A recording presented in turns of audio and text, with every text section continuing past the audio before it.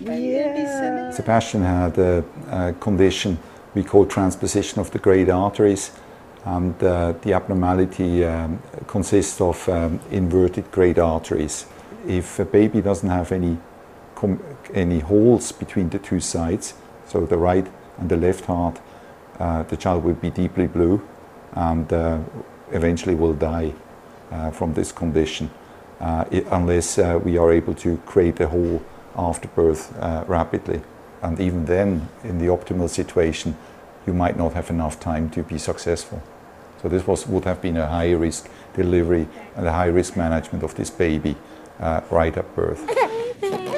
Initially, it was the questions of why us, why our baby, what did I do wrong, is it something I could have prevented? Hearing what we had to go through to get him here safely and, you know, the best way possible was, it's pretty intense hearing something like that they're gonna do it while he's still inside of her. So what we had to do in this situation was to do a procedure before birth to try and open up the septum between the two atria.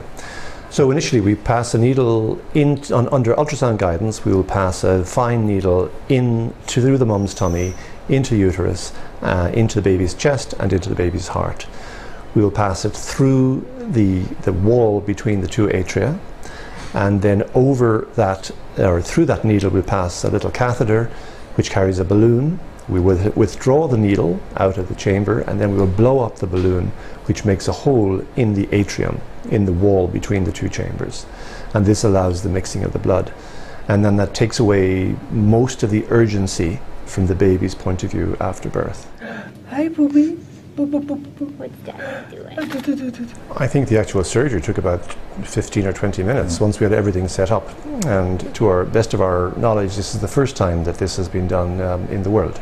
What transpired after the surgery was that that labour was induced a few days later, and Mum had a very straightforward normal labour. So it was a really dramatic transformation. He's a pretty calm, pretty chill baby.